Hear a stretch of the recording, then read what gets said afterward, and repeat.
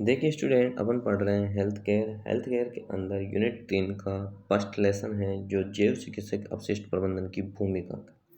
जैव चिकित्सक अपशिष्ट प्रबंधन की भूमिका के बारे में अपन अध्ययन करेंगे। इसके बारे में अपन ध्यान से देखिए स्टूडेंट, तो जैव चिकित्सक अपशिष्ट प्रबंधन की भूमिका के बारे में अध्ययन करेंगे। स्वास्थ्य रक्षा क्षेत्र में सामग्रियों के उपयोग के पश्चात सामग्रियों का पूर्ण उपयोग नहीं हो पाता है, कुछ अवशेष के रूप में बच जाता है। तो जो अवशेष के रूप में बच जाता है उसी को अपन क्या कह देते हैं, जो अवशेष के रूप में बच जाता है जिसे अपन क्या करते हैं, फेंक देते हैं। तो फेंकना उसे ही अपशिष्ट माना जाता है। तो जो अवशेष के रूप में बचा, उसे फेंका, हमारे द्वारा फेंका गया, तो उसी को क्या माना जाएगा, अपशिष्ट माना जाएगा। आधुनिक अस्पताल लोगों को स्वास्थ्य सेवा प्रदान करने के लिए अत्यधिक सामग्रियों का उपयोग करते हैं। आजकल के अस्पताल जो होते हैं, तो लोगों की सेवा करने के लिए, स्वास्थ्य सेवा करने के लिए जो अत्यधिक सामग्रियों का उपयोग करते हैं। तो अस्पतालों में निदान होता है, डायग्नोसिस होता है, ट्रीटमेंट होता है, इम्यूनाइजेशन टीकाकरण होता है, उपचार होता है, अथवा अनुसंधान किसी भी रिसर्च कार्यों में परिणाम स्वरूप अपशिष्ट सृजित होता है।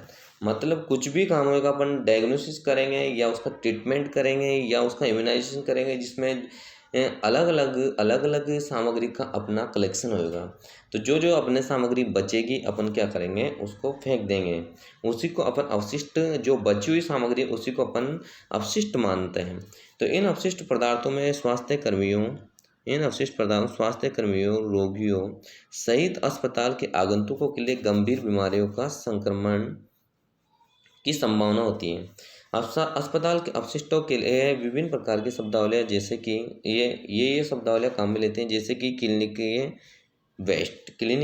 क्लिनिकल वेस्ट या रेगुलर क्लिनिकल वेस्ट, मतलब विनियमित चिकित्सक के अपशिष्ट, अथवा अस्पताल अपशिष्ट आदि का प्रयोग किया जाता है।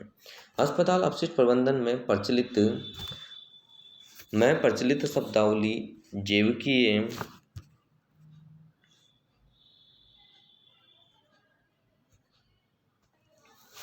तो देखिए, जैव चिकित्सा अपशिष्ट को ऐसे अपशिष्ट के रूप में परिभाषित किया जाता है जो मानव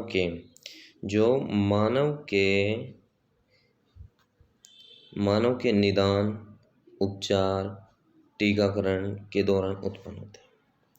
वे रोगी जो शारीरिक तरल, सिरिंज, सुई, एम्पूल, अंग एवं शरीर के जो टुकड़े या फिर भ्रूण, जो बच्चा भ्रूण होता है, ड्रेसिंग और डिस्पोजल प्लास्टिक तथा सूक्ष्म जैविक अपशिष्टों से दूषित होते हैं।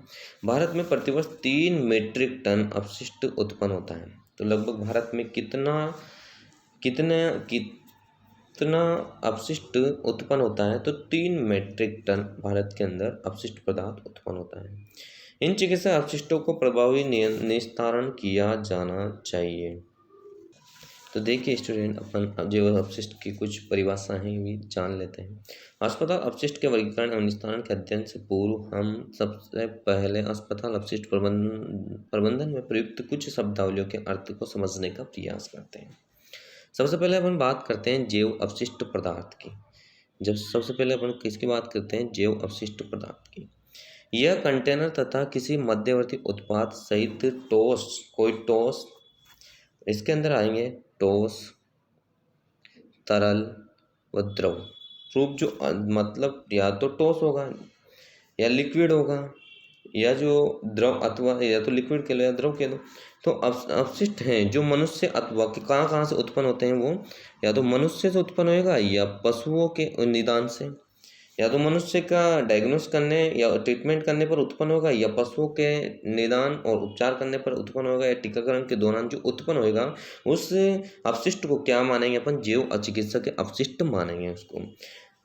दूसरे नंबर का अपन देखते हैं दोस्तों, दूसरे नंबर का अपन देखते हैं चिकित्सकीय अपशिष्ट।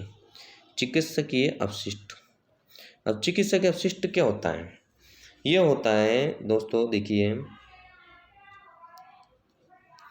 यह स्वास्थ्य देखभाल केंद्रों, यह मतलब हॉस्पिटलों या अस्पतालों या क्लिनिकल फिजिशियन के कार्यालयों, दंत चिकित्सा केंद्र और रक्त मतलब ब्लड बैंक और चिकित्सकीय अनुसंधान केंद्र और पशु चिकित्सालय या क्लिनिक से में उत्पन्न सभी प्रकार के अपशिष्ट पदार्थ होते हैं।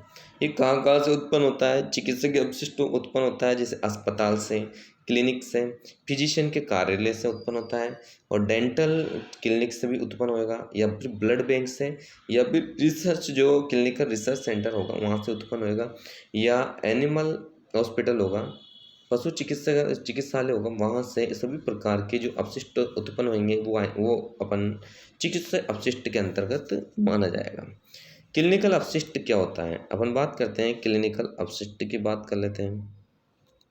अब क्लिनिकल अपशिष्ट क्या होगा? क्लिनिकल अपशिष्ट होता है इसे अस्पताल अथवा अन्य चिकित्सा रक्षा संस्थानों में प्रदत्त चिकित्सा रक्षा से सृजित किंतु घर में उत्पन्न अपशिष्ट को छोड़कर किसी भी अपशिष्ट के रूप में परिभाषित किया जा सकता है। मतलब इसके कुल मिला के बात अपन यूँ कर लेते हैं, अस्पताल अथवा अन्य चिकित्सा संस्थानों से प्रदत्त रक्षा से सृजित किंतु घर में उत्पन्न अपशिष्ट को छोड़कर, मतलब घर के अंदर अपशिष्टों को छोड़कर जो बाहर का अपशिष्ट होगा उसे क्लिनिकल अपशिष्ट माना जाएगा। किसी भी जो भी अपशिष्ट होगा उसे क्या माना जाएगा? क्लिनिकल अपशिष्ट माना जाएगा। आगे अपन बात करते हैं अस्पतालीय अपशिष्ट पदार्थ। अस्पताल अपशिष्ट क्या क्या होता है? ये अपशिष्ट ये ऐसे सभी जैविक अजैविक अपशिष्ट हैं जो अस्पतालों में उत्पन्न होते हैं और इनका भावी उपयोग नहीं होता है। जैविक और अजैविक हैं जो अस्पतालों में उत्पन्न होते हैं, इनका भावी उपयोग नहीं होता है। नेक्स्ट अपन बात करते हैं रोगात्मक अपशिष्ट की बात कर लेते हैं। इसे मानव तक शरीर के जो टिश्यू होते हैं, ऑर्गन होते हैं, शरीर के कुछ भाग होते हैं, शारीरिक तरल होता है तथा कंटेनर के साथ स्पेसिमेन के साहित्य सर्जरी जो भी ऑटोप्सी या सैंपल जो लिए जाते हैं अथवा अन्य चिकित्सा प्रक्रिया के दौरान उत्पन्न होने वाले अपशिष्ट के रूप में परिभाषित किया जाता है कि इनको रोगात्मक अपशिष्ट को। आगे अपन देखते हैं संक्रामक अपशिष्ट। ये वे अपशिष्ट हैं जो जैव चिकित्सा अपशिष्ट के अंश होते हैं। किसके अंश होते हैं? जैव चिकित्सा के अपशिष्ट के अंश होते हैं और रोगजनक सूक्ष्म जीवों की अधिकता एवं प्रचंडता होने पर विषाणु जनित और जीवाणु जनित अथवा परजीविता रोग फैला सकते हैं। ये तो बैक्टीरिया या वायरस वाले ये रोग फैला सकते हैं। कौन से? संक्रामक अपशिष्ट। और खतरनाक अपशिष्ट कौन से होते हैं? खतरनाक अपशिष्ट होते हैं ये जैविक चिकित्सा के अपशिष्ट के वे अंश हैं जिनसे मानव के स्वास्थ्य क्या है? मानव के स्वास्थ्य या जीवन के लिए खतरा, जीवन के लिए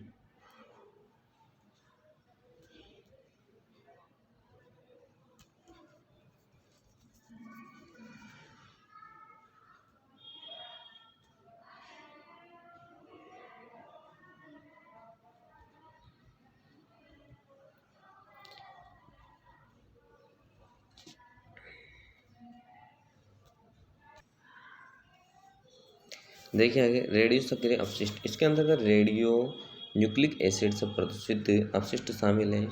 रेडियो न्यूक्लिक एसिड से क्या क्या आते हैं? ठोस, द्रव, गैसीय अपशिष्ट हो सकते हैं। ये शारीरिक तरल ऊतक के इंट्रो विश्लेषण और इंट्रो इमेजिंग मतलब इन विट्रो विश्लेषण अंदर ही अंदर जो विश्लेषण होता है और फोटो के द्वारा इमेज के द्वारा जो विश्लेषण होता है उसे ही इंट्रो इमेजिंग कहा जाता है तथा अन्य उपचारात्मक प्रक्रिया से ये उत्पन्न होते हैं। दाबकृत अपशिष्ट की बात कर लेते हैं। इसके अंतर्गत दाबकृत अपशिष्ट के अंतर्गत कंप्रेस्ड गैस सिलेंडर, एरोसेल के डिब्बे तथा डिस्पोजल गैस कंटेनर शामिल होते हैं। और सामान्य अपशिष्ट के अंतर्गत कार्यालय, सार्वजनिक स्थानों, भंडारगृह, कैटरिंग क्षेत्रों से उत्पन्न सामान्य अपशिष्ट, घरेलू अपशिष्ट शामिल होते हैं जिसमें अखबार, पत्र, दस्तावेज, कीबोर्ड, कंटेनर, धातु, नियमित डिब्बे और सफाई के सामान तथा रसोई के अपशिष्ट आते हैं।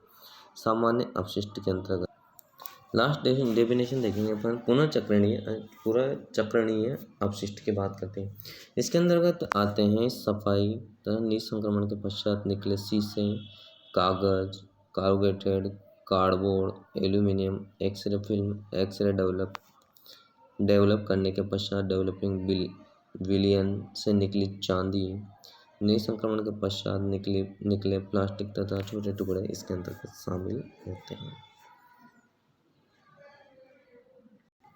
अब हम बात करेंगे अस्पताल अपशिष्टों का वर्गीकरण की बात करेंगे। विश्व स्वास्थ्य संगठन WHO ने अस्पताल अपशिष्टों को निम्नलिखित श्रेणियों में वर्गीकृत किया गया है।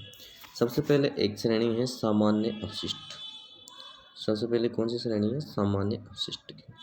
सामान्य अपशिष्ट के अंतर्गत आते हैं कार्यालय, प्रशासनिक कार्यालय, रसोई घर, लॉन्ड्री और भंडार गृह से उत्पन्न अपशिष्ट। लॉन्ड्री मतलब कपड़े धोने वाली जो कंपनी होती है या एक टीम होती है उसे लॉन्ड्री कहा जाता है, जहाँ कपड़े धुलते हैं। दूसरा अपन बात कर लेते हैं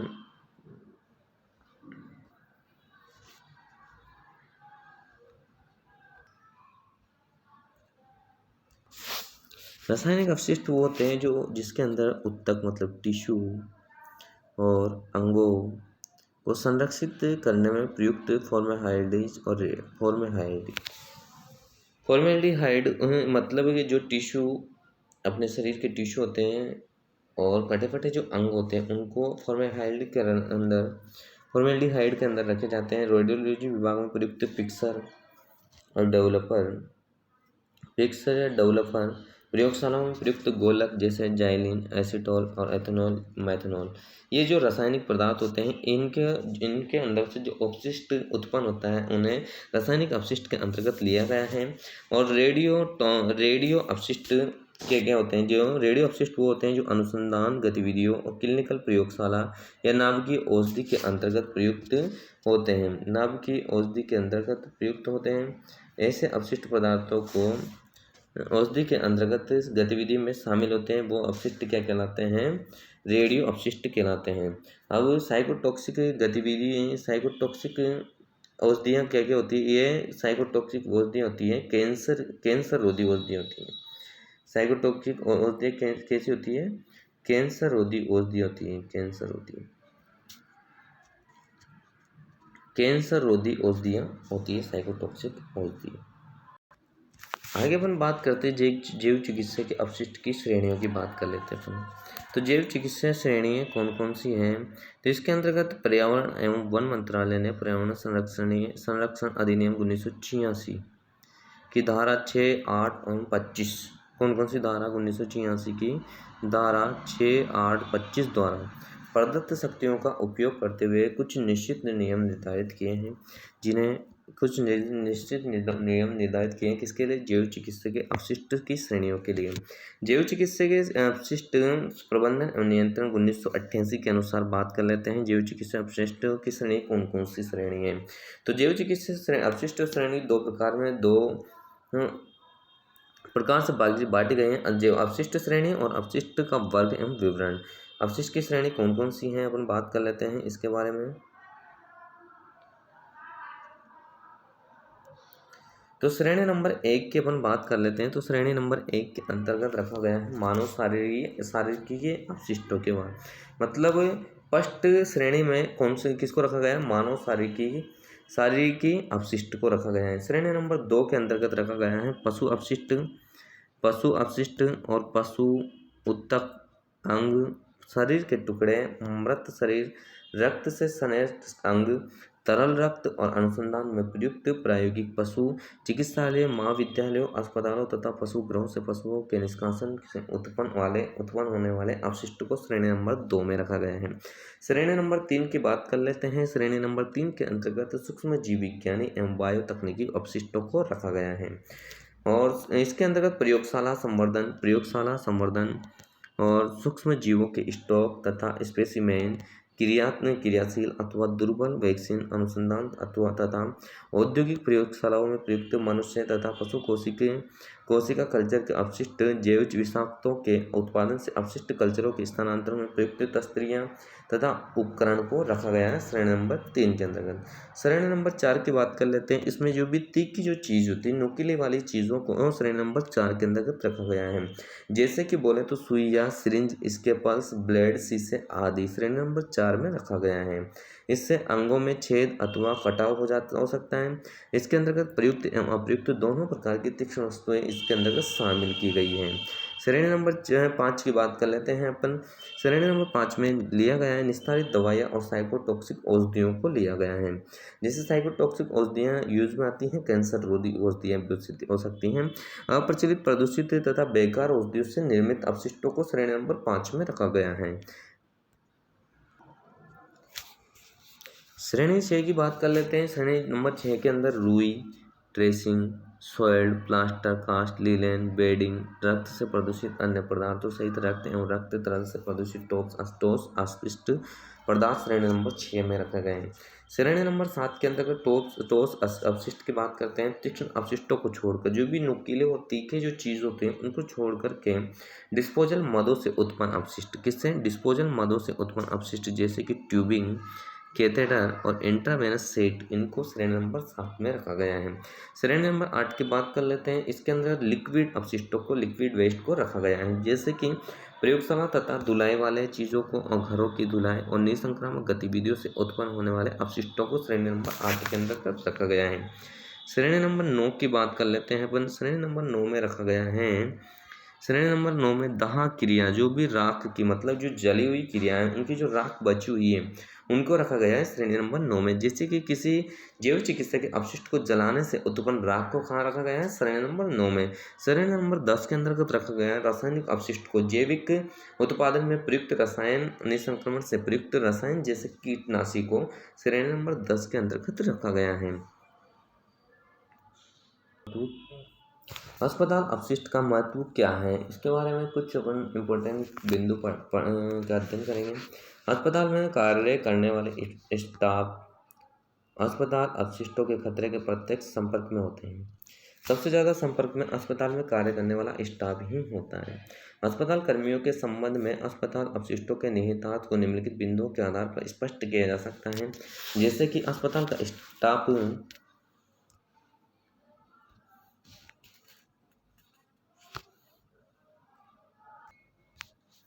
अस्पताल में कार्य करने वाले स्टाफ अस्पताल अपशिष्ट के खतरों के प्रत्यक्ष संपर्क में होते हैं। अस्पताल कर्मियों के समक्ष में अस्पताल अपशिष्टों के निहितार्थ को निम्नलिखित बिंदुओं के आधार पर अपन स्पष्ट कर सकते हैं। अस्पताल का स्टाफ अस्पताल अपशिष्ट के सीजन, पृथक्करण, संग्रहण, भंडारण, उपचार के लिए उत्तरदायी होता है। मतलब अस्पताल के अंदर स्टाफ क्या करेगा? अस्पताल में जो अपशिष्ट होगा उसका या तो अलग अलग डिवाइडेशन करेगा, उसका स्टोरेज करेगा और उनका ट्रीटमेंट के लिए उनका उत्तरदायी होगा कौन? अस्पताल का स्टाफ। अपनी व्यावसायिक प्रगति के अनुसार स्वास्थ्य कर्मियों को तीक्ष्ण वस्तुओं जैसे सुई, ब्लेड आदि के साथ कार्य करना पड़ता है। उनके इन वस्तुओं से संक्रमित होने का खतरा ज़्यादा होता है। उन्हें HIV एड्स, अगर मान लो सुई वगैरह, ब्लेड वगैरह के संपर्क में आने पर सबसे ज़्यादा खतरा किसका होता है? HIV एड्स है, हेपेटाइटिस B एंड C का ज़्यादा खतरा होता है। अस्पताल प्रशासन को स्वास्थ्य कर्मियों के लिए शिक्षण और प्रशिक्षण कार्यक्रम संचालित करने चाहिए तथा अस्पताल प्रशासन को दस्ताने, मास्क, जूते, चश्मे, गम, बूट, गाउन तथा हेड गियर पर्याप्त मात्रा में उपलब्ध कराने चाहिए, मतलब स्वास्थ्य रक्षा के लिए।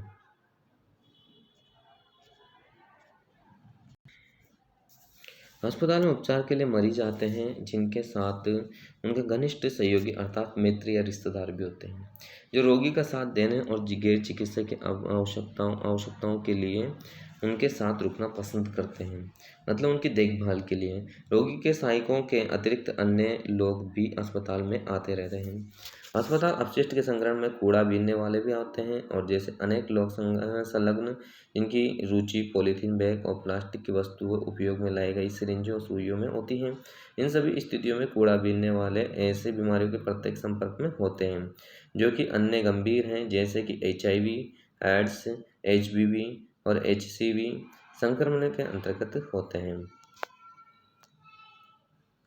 अस्पताल प्रशासन का अस्पताल प्रशासन का उत्तरदायित्व है कि वो सामान्य जनता के हित की सुरक्षा करें। कुछ अस्पताल अपशिष्ट, ऊतक, अंग, कटे हुए अपशिष्ट एवं भ्रूण सामान्य अपशिष्ट को फेंक देते हैं, जो कि गलत है। इस प्रकार सार्वजनिक स्वास्थ्य प्राधिकरण को ध्यान देने की आवश्यकता है। अस्पताल का आंतरिक परिवेश बाहरी परिवेश के प्रत्यक्ष संपर्क में होता है। आंतरिक परिवेश के अंदर बाहरी परिवेश का प्रत्यक्ष संपर्क होता है। क्योंकि अस्पताल के अंदर बाहर से इंसानों का आवागमन लगा रहता है। अस्पताल में उत्पन्न जैसे कि गैस, गर्मी बाहरी पर्यावरण से में निकाल दी जाती है। अस्पताल के अंदर का पर्यावरण जीवाणु, विषाणु, परजीवी से प्रदूषित होता है, जिससे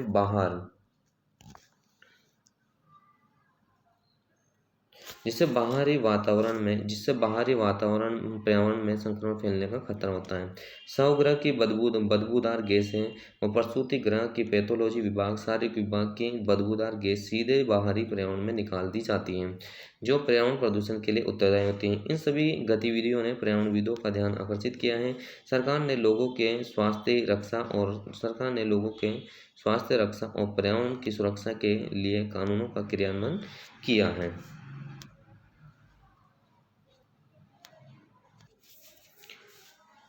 अब बात करते हैं अपन नोज़ोकोमियल इन्फेक्शन की। नोज़ोकोमियल इन्फेक्शन होता है नाक के अंदर होता है। नोज़ोकोमियल नाक के द्वारा, श्वास के द्वारा यह फैलता है। नोज़ोकोमियल संक्रमण से वे संक्रमण होता है जो अस्पताल में उत्पन्न होते हैं। ऐसे सूक्ष्मजीव द्वारा फैलता है जो एंटीबायोटिक्स रोधी होते हैं। यह ऐसा संक्रमण है जो रोगी के अस्पताल में दाखिल होने से पूर्व उपस्थित नहीं होते हैं, जबकि अथवा अंडोत्सर्ग नहीं करते हैं, बल्कि अस्पताल में दाखिल होने के 72 घंटों के भीतर उत्पन्न होते हैं। संक्रमित अस्पताल के स्रोत निम्नलिखित हैं। जैसे रोगी की अपनी औषधि फ्लोरा होती है, अन्य रोगी की औषधि फ्लोरा। ये संक्रमण वाहक फोमाइट्स हैं, कोई वस्तु या पदार्थ जो संक्रामक सूक्ष्म जीवों के वाहक होते हैं। पर्यावरणीय स्रोत होते हैं। रोगियों, सहायकों, आगंतुकों तथा अस्पताल के स्टाफ के द्वारा प्रदूषण फैलता है। संक्रमण फैलने की निम्न विधि हो सकती है। वायवीय माध्यम, उदाहरण जैसे अस्पताल की धूल में सांस लेने से फैल सकता है। एक दूसरे के संपर्क में, प्रत्यक्ष संपर्क में, डायरेक्ट कांटेक्ट में आने से फैल सकता है। उदाहरण त्वचा पर खरोंच या श्लेष्मा झिल्ली के माध्यम से भी ये फैल सकता है। और मुख्य मार्ग के द्वारा भी फैल सकता है, जैसे कि प्रदूषित हाथों से भोजन का ग्रहण करना, जल ग्रहण करने से ये फैल सकता है। पेरेंटल मुख और आंतों को छोड़कर शरीर का कोई भी अन्य भाग हो, जिसके द्वारा मार्ग द्वारा इंजेक्शन तथा आंसू के दौरान मतलब उपकरण एवं सामग्रियों के माध्यम से भी यह इन्फेक्शन, नोज़ोकोमियल इन्फेक्शन, इसके द्वारा भी फैल सकता है। ओके, ठीक है, आज की अपनी क्लास यहीं अपन एंड करते हैं। Okay, bye.